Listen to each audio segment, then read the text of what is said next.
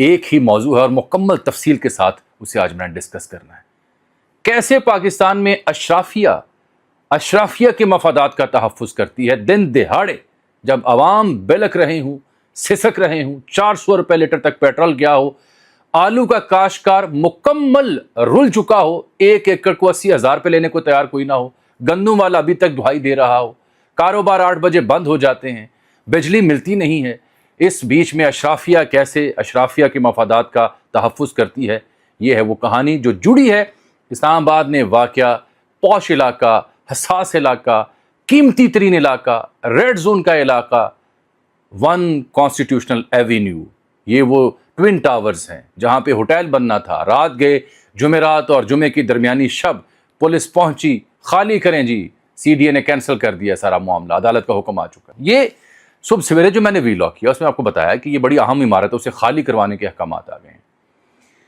تو آپ یہ دیکھیے کہ اسلام آباد بھر کا جو نامور ترین تجزیہ کار ہے، اینکر ہے، جرنلسٹ ہے، وہ اس کے اوپر بول رہا ہے اور اس کے اوپر اعتراضات اٹھا رہا ہے کہ جناب یہ وہاں پہ رہنے والوں کا کیا بنے گا. بالکل جائز ہیں، جن لوگوں نے انویسٹمنٹ کی ان کا کیا قصور ہے. لیکن میرا سوال یہ بنتا ہے کہ اسی اسلام آباد میں بری امام، اسی اسلام آباد میں نور پور شاہاں، اسی اسلام آباد میں مسلم کالونی، چھوٹی موٹی جو آبادیاں تھیں جو کچھ عرصہ پہلے ہی بلڈوزر بھیج کے مسمار کر دی گئیں، وہاں پہ بیوائیں جو تھیں وہ بلک رہی تھیں، کوئی اینکر، کوئی صحافی، کوئی دانشور وہاں نہیں پہنچا، کسی کے پروگرام میں اس کے اوپر بات نہیں ہوئی، کسی نیوز بلیٹن میں خصوصی ٹرانسمیشن نہیں چلی اس کے لیے. غریب تھا، وہ جائز تھا. لیکن جب 1 کانسٹیٹیوشنل ایوینیو 40 منزلہ، سیاست دان کیا، سفارتکار کیا، گورے کیا، جرنیل کیا، بزنس مین کیا، جج کیا، ہر جو اشرافیہ کی نمائندہ کلاس ہے ان سب کے یہاں پہ اپارٹمنٹ سے یہ بننے کیوں دیا گیا.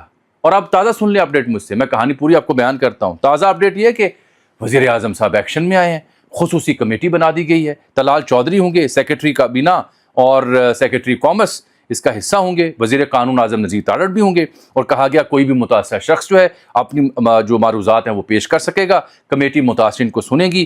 پرائم منسٹر کے حتمی فیصلے تک سی ڈی اے کسی بھی قسم کی کارروائی عمل میں نہ لائے. 1 ہفتے کا وقت دے دیا گیا.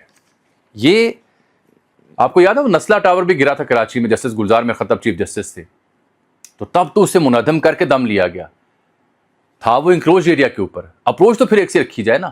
یہاں جسٹس ثاقب نثار کیسے گلٹی ہیں؟ ہم اپنی مرضی کے چیف جسٹس کے گن گاتے ہیں، جو مرضی کا نہ ہو اسے اس کا بیڑا غرق کر دیتے ہیں.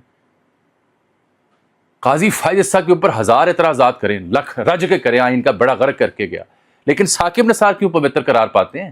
یہ ان کے کرتوتے ہیں جنہوں نے جب سی ڈی اے نے لیز کینسل کی تھی تو موصوف نے ریسٹور کیا تھا. یہاں پہ عمران خان صاحب کا نام بھی آ رہا ہے، یہاں پہ خواجہ آصف کے صاحبزادے کا نام بھی آ رہا ہے. وہ نام بھی بتاتا ہوں کہ یہاں رہنے والے کون کون سے تھے. لیکن پہلے ذرا کہانی سنیں.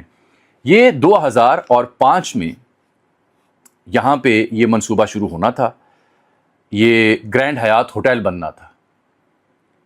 اس ہوٹل کو بنانے کی بجائے جس کمپنی کو یہ ملا کام، اس کمپنی نے یہاں پہ یہ ٹوین ٹاور بنا دیے 40 منزلہ، اور یہ ایک کمرشل علاقہ بنا کے اپارٹمنٹ بنا کے بیچ دیے. کمپنی تھی MSBNP، بسم اللہ ناگرا پیراگون سم تھنگ اس طرح کا نام ہے. کمپنی کس کی تھی؟ کمپنی تھی یہ عبد الحفیظ پاشا، ٹھیکیداری کے لیے بھی مشہور ہے، خان صاحب کے بڑے قریبی ہوا کرتے تھے. اچھا جی، اس کے بعد کیا ہوتا ہے؟ 20 سال پہلے کا یہ جو منصوبہ ہے، یہ لیز اس کی منسوخ کرتا ہے LDA، اربوں کے واجبات ہیں، اور پھر ثاقب نثار صاحب کی انٹری ہوتی ہے جو اسے درست قرار دیتے ہیں. اس زمانے میں رؤف کلاسرا صاحب اور دیگر نے اس اسکینڈل کے اوپر کام کیا، عمر چیمہ صاحب نے بھی کام کیا، اور ان کے اوپر توہین عدالت کی دھمکیاں لگائی گئیں، ان کے اوپر چیخ و پکار کی گئی ثاقب نثار صاحب کی جانب سے، اور انہیں جیل بھیجنے کی دھمکیاں دی گئیں، اور ثاقب نثار صاحب نے مہر ثبت کی کہ نہیں اب رہنے دیں. اور دلیل کیا دی؟ آدھا اسلام آباد تو غیر قانونی بنا ہوا ہے، تو کیا کریں اسلام آباد ہم ڈھا دیں. لیکن یہاں پہ کیونکہ مثال بننی تھی وہ نہیں بننے دی. یہاں پہ BNP کمپنی جو تھی ٹھیکیداری کی، کنسٹرکشن کی، وہ اس دور کی جو سیاسی معاملات تھے اس کی لہر میں تھی نا جی، اس لیے کچھ ہو نہیں سکتا تھا. من پسند کی سیاسی لہر ہو، من پسند کا سیاسی سیٹ اپ ہو، من پسند کی عدالتیں ہوں تو سب جائز قرار پاتا ہے.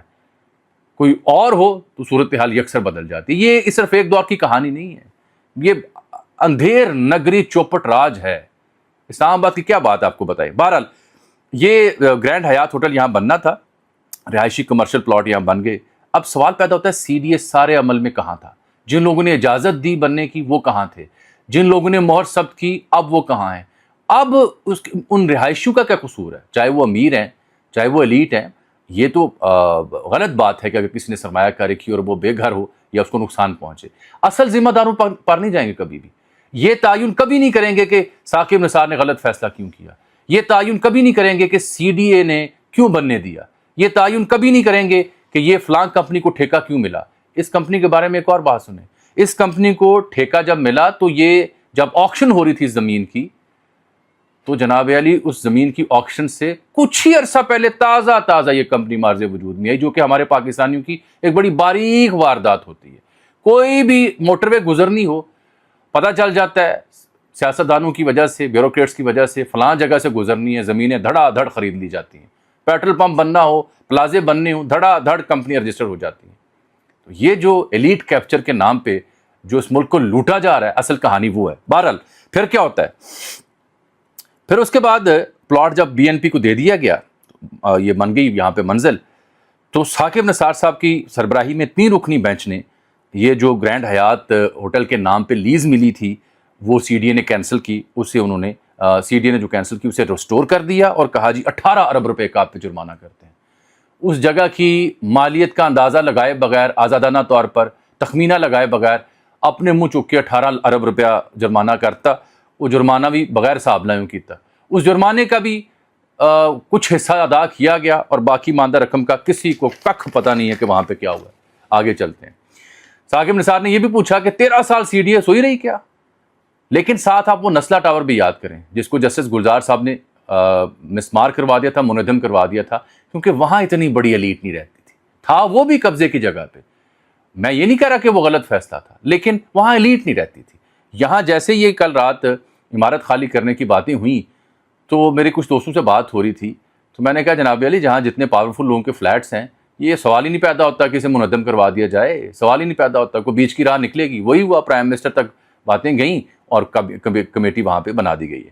یہ اب اعتراض کیا جا رہا ہے کہ جس جگہ پہ یہ عمارت موجود ہے وہ مارگرا ہل نیشنل پارک کے اندر آتی ہے, انکروچ لینڈ اسے بھی قرار دیا جا رہا ہے, تو اسے بھی منہدم ہونا چاہیے. لیکن ایسا ہوگا نہیں, آپ ذہن میں رکھ لیں.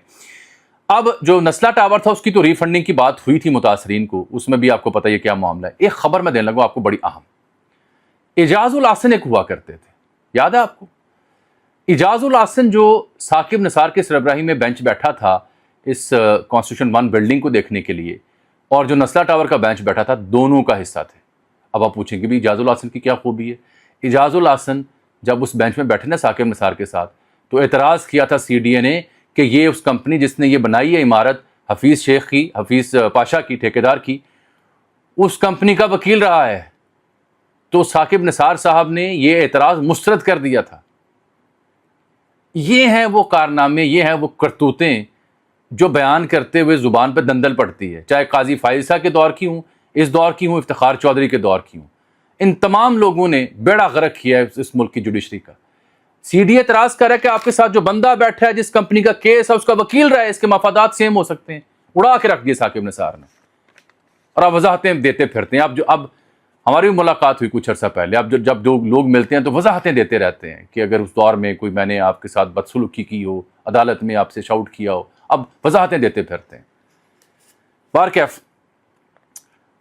یہ انہوں نے پھر یہ اعتراض مسترد کیا تھا کہ یہ اعتراض درست نہیں ہے. 2017 میں بھی اس مدعے کے اوپر, اس بلڈنگ کے اوپر ایک تحقیقاتی سلسلہ شروع ہوا تھا, ایف آئی اے کی جانب سے پرچے درج ہوئے.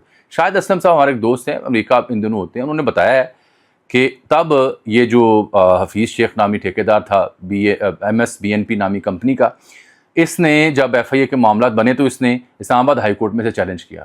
وہاں ہوتے تھے جسٹس عطر من اللہ صاحب, انہوں نے بالکل کہا کہ سی ڈی اے نے جو لیز کینسل کی تھی بالکل درست کی تھی, وہ انہوں نے اس کی درخواست اڑا دی. وہ ایف آئی اے کے پرچے اور سارے عمل کے دوران کئی لوگ ان پرچوں میں نامزد ہوئے. تو شاید تو کہہ رہے ہیں شاید اسلم, لیکن مجھے اس میں کوئی دقت ہے یاد دہانی میں. بریگیڈیئر ہوتے تھے اسد منیر صاحب, اللہ ان کے درجات بلند فرمائے, بڑے بھلے مانس اور پڑھے لکھے اور بھلے مانس قسم کی طبیعت تھی. تو وہ پشاور میں ایسے کسی زمانے میں سیکٹر کمانڈر رہے، وہ بھی نامزد تھے، نیب کو یہ معاملہ منتقل ہوا، بار بار بلایا گیا، he had nothing to do with that. ان کے عزیز و اقارب سے میری بات بھی ہوتی رہتی ہے، لیکن وہ نامزد ہوئے. وہ ایسے شریف طبیعت انسان تھے کہ انہوں نے اپنی جان ختم کر لی. اور لیکن نہ بی این پی نامی گروپ کو کچھ ہوا، نہ حفیظ پاشا کچھ ہوا، نہ یہ گرینڈ حیات ہوٹل بن سکا. وہاں پہ اپارٹمنٹ بن گئے، وہ بیچ دیے گئے، اربوں روپے مالیت کے اپارٹمنٹ. اور اب میں آ جاتا ہوں وہاں پہ رہتا کون کون ہے. ثاقب نثار کو کسی نے نہیں پوچھا، سی ڈی اے کو کسی نے نہیں پوچھا. 2005 سے ایک منصوبہ شروع ہوتا ہے، مشرف دور ہے، آگے پیپلز پارٹی کا دور آتا ہے، آگے نواز شریف صاحب کا دور آتا ہے، آگے عمران خان صاحب کا دور آتا ہے، پھر پی ڈی ایم 1 آتی ہے، پھر پی ڈی ایم 2 آتی ہے، کئی ایک حکومتیں آئیں. یہ اگر میں کہوں نا کہ کوئی ایک، نہیں، یہ سب کے سب اسلام آباد کی اشرافیہ اس میں ملوث ہوتی ہے. وہ اسلام آباد کلب کی زمین کے اوپر بھی ڈسپیوٹ ہے، وہ تو لوگ بات نہیں کرتے. یہ اشرافیہ کے انٹرسٹ ایسے ہوتے ہیں کہ یہ عوام کی فکر نہیں ہوتی. انہیں کوئی پرواہ نہیں ہے کہ آلو کا کاشتکار رل گیا کیونکہ تجارت بند ہے افغانستان کے ساتھ، ککھ نہیں لینا دینا انہیں. یہ ضرور مسئلہ ہے کانسٹیٹیوشن ایوینیو 1 رات گئے، پولیس پہنچی، بندے بھیجے، خالی کرائیں جی اسے. میں یہ نہیں کہہ رہا کہ جی جن لوگوں نے خریدی ہے وہ بھی ظالم ہے، انہوں نے اپنے سرمایہ کاری کی ہے، ان کو ان کا پیسہ واپس ملنا چاہیے. جن لوگوں نے وہاں پہ ان کو بیچا، جن لوگوں نے اس فیصلے کی اجازت دی، جن لوگوں نے عدالتوں کے ذریعے حکم نامے درست کروائے، جو حکومتوں کے ذمہ دار جن کی قلم کی نوک سے یہ سب کچھ ہوتا رہا، اسے کسی نے نہیں پوچھنا. اور سنسنی ایسے پھیلائی ہوئی ہے کہ جناب علی یہ دیکھنا، یہ تو اچھا مسئلہ سن لیں. اس میں مسئلہ ہی بڑا باریک ہے.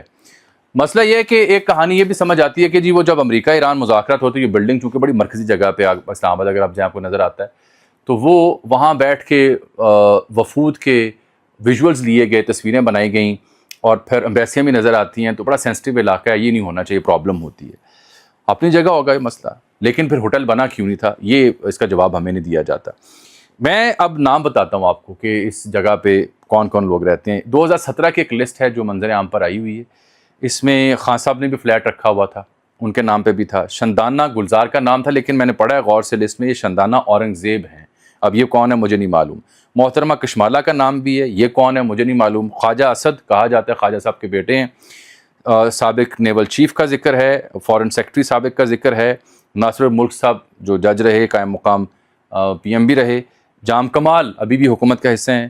کچھ صحافیوں کے نام آتے ہیں، احسان مانی کا نام آتا ہے.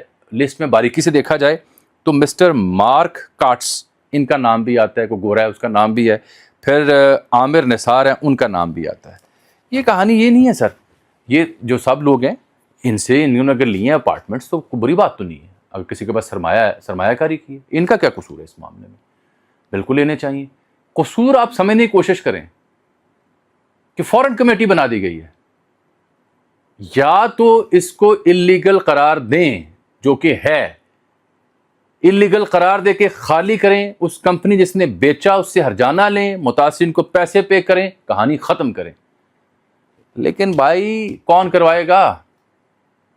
یہ نسلہ ٹاور تھوڑی ہے، یہ کوئی بری امام کی کچی آبادیاں تھوڑی ہیں، یہ نورپور شاہاں کا علاقہ یا مسلم کالونی کا علاقہ تھوڑی جہاں پہ ایسی خواتین کی میں نے ویڈیوز دیکھی. اور عام صحافی وہاں گیا، عام یوٹیوبر، عام ویلاگر، وہ وہاں گیا ان کی بپتا سنوانے کے لیے، مائک آگے کیا سننے کے لیے، پوچھنے کے لیے کہ کیا ہوا. اور وہ ساری عمر کی جمع پونجی، گزرنے والے شوہر کی پینشن اور کچھ ایسے معاملات بتا کے قرض لے کے جنہوں نے وہاں پہ چھوٹے موٹے گھر بنائے تھے، مسمار کر دیے گئے تھے. پیمانہ ایک سا ہوگا تو عوام آپ کو قبول کریں گے. پیمانہ اگر امیر کے لیے اور ہے، غریب کے لیے اور ہے، تو آج آپ سوشل میڈیا پر جا کے دیکھ لیں عوام الناس 1 کانسٹیٹیوشنل ایوینیو کے حوالے سے حکومتی اقدامات کے اوپر کیا کہہ رہی ہے. سادہ کہانی.